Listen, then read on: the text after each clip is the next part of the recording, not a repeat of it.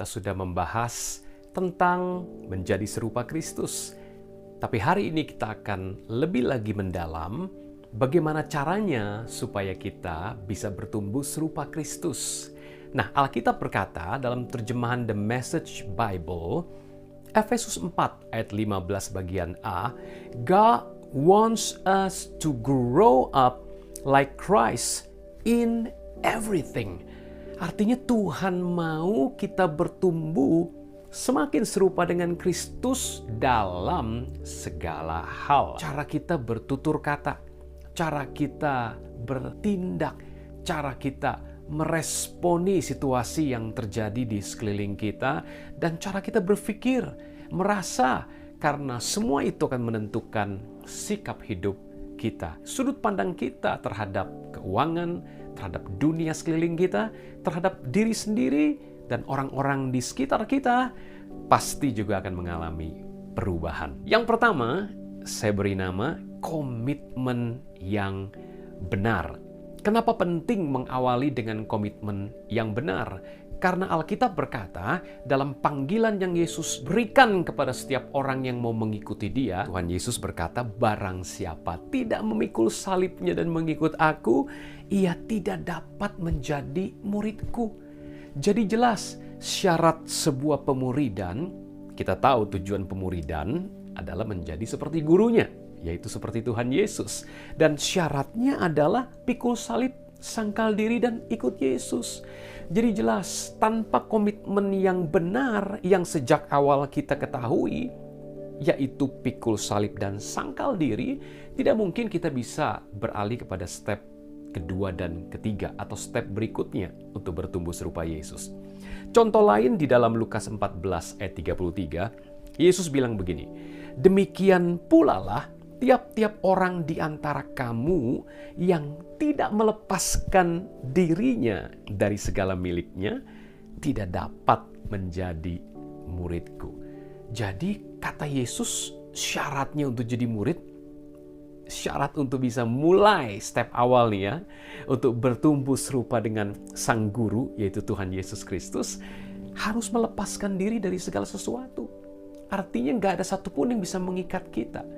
Artinya cinta kita sama Tuhan Yesus harus melebihi cinta kita kepada apapun, bahkan nyawa kita, orang tua kita, istri, suami, anak, mertua, menantu, harta, uang, tabungan, karir, pekerjaan, apapun. Ada begitu banyak hari-hari ini orang Kristen sulit bertumbuh karena fondasi pertama ini nih.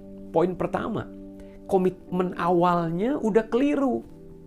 Makanya sekali lagi, poin pertama ini bicara soal komitmen yang benar. Komitmen yang salah itu bagaimana? Komitmen yang ikut Yesus karena diiming-iming. Kalau kamu ikut Yesus, kamu akan jadi kaya. Kalau kamu ikut Yesus, kamu akan diberkati, kamu akan sembuh, kamu akan sehat. Ya memang gak salah juga. Tujuan kita ikut Yesus kan menghindari hukuman neraka supaya kita masuk surga. Bahkan di bumi dalam perjalanan ke surga pun Tuhan memberkati kita, ya, secara jasmani maupun rohani. Tapi pesan Injil yang semacam ini seringkali menggantikan pesan yang awal yang sudah Tuhan Yesus sampaikan kepada banyak orang. Kalau startnya udah bener kayak gini, baru kita bisa masuk ke langkah yang kedua. Langkah kedua adalah kita perlu belajar mengubah cara berpikir kita. Karena tanpa kita mengubah cara berpikir kita, cara kita merasa, cara kita berespon, cara kita berkata-kata dan bertindak, itu juga tidak akan pernah berubah. Contoh, kalau kita merasa tersinggung, biasanya ada sebuah pola pikir di balik rasa tersinggung. Misalkan, saya pikir saya benar. Nah, itu dia. Saya pikir saya benar, jadi saya merasa benar. Kemudian, saya pikir saya lebih dari orang lain, lalu kita merasa, saya memang lebih hebat dari orang lain. Saya harganya, nilainya lebih tinggi dari orang lain. Nah, ketika kita mengalami sesuatu yang tidak enak perlakuan orang lain, kata-kata orang lain, maka kita mulai merasa tersinggung dan marah. Kenapa? Karena pola pikir tadi, merasa diri lebih. Ya, punya sebuah pola pikir saya benar, saya pikir saya lebih dari dia. Nah, itu sebabnya waktu kita mengubah pola pikir, contoh kita bilang dalam pola pikir kita rubah nih. Saya sama orang lain sama-sama orang berdosa. Nggak peduli saya lebih kaya atau miskin, saya lebih cantik, tampan atau tidak dibanding orang lain, sama-sama orang berdosa yang perlu kasih karunia Tuhan, yang perlu anugerah Tuhan dalam kehidupan ini. Dengan berpikir demikian, ketika sesuatu yang tidak enak menimpa kita, orang perlakukan dengan tidak adil, kita nggak gampang tersinggung, marah, dan apalagi ngamuk-ngamuk, membalas kejahatan dengan kejahatan. Tidak, ya. Jadi kita lihat sama-sama, Roma 12 ayat 2 memberikan basic atau fondasi untuk kita mengubah pola pikir kita sebelum kita dapat mengubah kehidupan kita, ya. Janganlah kamu menjadi serupa dengan dunia ini, tetapi berubahlah oleh pembaharuan budimu. Perhatikan, sehingga kamu dapat membedakan manakah kehendak Allah, apa yang baik dan yang berkenan kepada Allah dan yang sempurna. Paulus bilang berubah oleh pembaharuan budimu, supaya kamu bisa pilih kehendak Allah yang baik, yang berkenan, dan yang sempurna. Jadi untuk bisa memilih bertindak sesuai kehendak Allah, memilih berespon sesuai kehendak Allah, berkata-kata sesuai kehendak Allah, dimulai dari pembaharuan budimu. Terjemahan King James Version bilang, "Be ye transformed by the renewing of your mind." Jadilah kamu ditransformasi, diubahlah kamu, berubahlah kamu, ya. Be you transformed, engkau bisa dirubah, ditransformasi oleh renewing, pembaharuan dari pola pikirmu.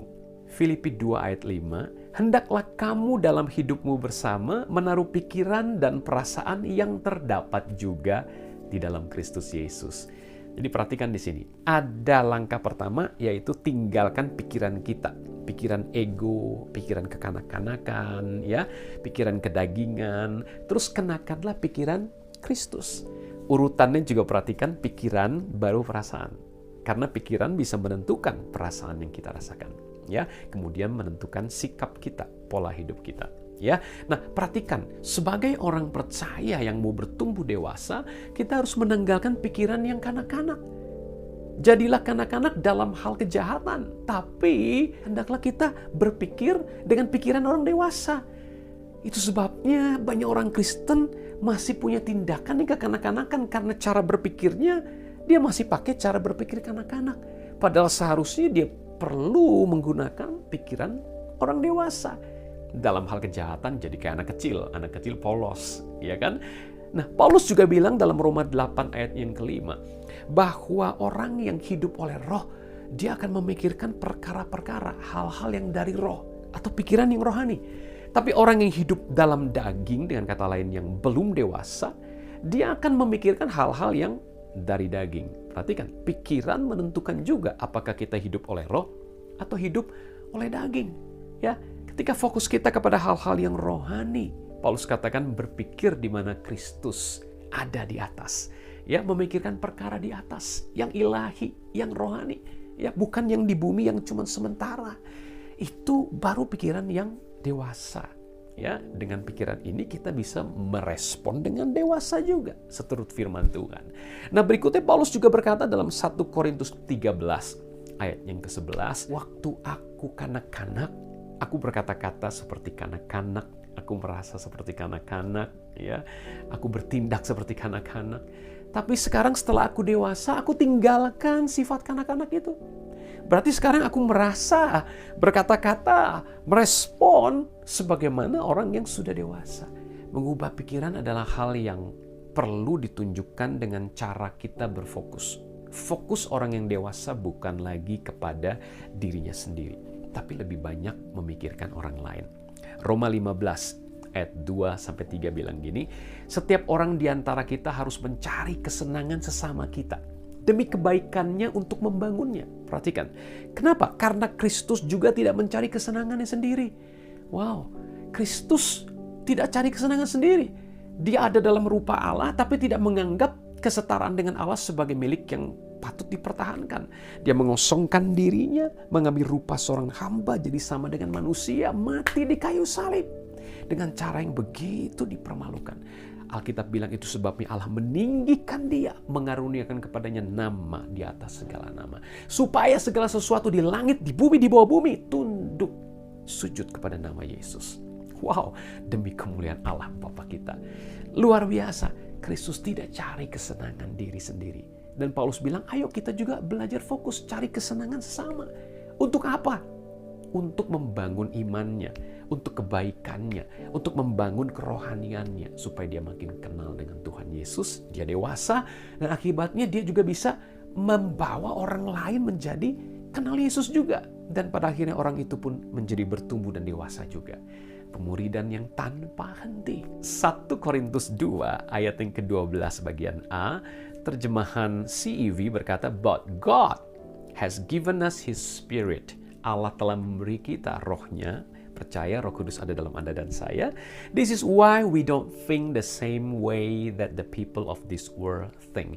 Nah, itu sebabnya cara kita berpikir tidak sama dengan cara berpikir orang dunia. Dengan kata lain, sementara Anda dan saya melakukan tindakan iman untuk mengubah pola pikir supaya merespon dengan tepat sesuai firman Allah, Roh Kudus bekerja. Dan itu sebabnya cara pikir kita nggak sama lagi dengan cara pikir orang dunia. Nah, yang terakhir langkah ketiga, Anda melakukan bagian Anda dan Tuhan melakukan bagian Tuhan. Ya, kita lihat sama-sama di sini. Filipi 2 ayat 12-13. Indah sekali. Hai saudara-saudaraku yang kekasih, kamu senantiasa taat. Karena itu tetaplah kerjakan keselamatanmu dengan takut dan gentar. Ini bagian Anda dan saya. Kerjakan keselamatanmu dengan takut dan gentar. Bukan saja seperti waktu aku masih hadir, tetapi terlebih pula sekarang. Waktu aku tidak hadir. Karena Allah lah, garis bawahi, Allah lah yang mengerjakan di dalam kamu. Baik kemauan maupun pekerjaan menurut kerelaannya. Wow, ini ayat dahsyat sekali. Ada bagian Allah, Allah mengerjakan di dalam kita. Dan ada bagian kita. Kamu tetap taat ya. Tetap kerjakan keselamatanmu dengan takut dan gentar. Takut dan gentar artinya sungguh-sungguh sekali. Serius banget. Alkitab bilang tetap kerjakan keselamatanmu. Artinya sebelumnya Anda memang sedang mengerjakan. Makanya Paulus katakan kamu senantiasa taat. Bukan berarti kita sempurna, gak pernah lagi jatuh. Tapi artinya secara global Tuhan lihat kamu mengusahakan ketaatan itu dan Allah Roh Kudus bekerja di dalam kamu baik kemauan maupun pekerjaan. Ini dahsyatnya kekristenan. Anda tidak melakukan dengan kekuatan Anda sendiri. Allah mengerjakan di dalam Anda. Dan perhatikan kata kerjakan keselamatan. Bukan pekerjakan untuk selamat, tapi work out your salvation.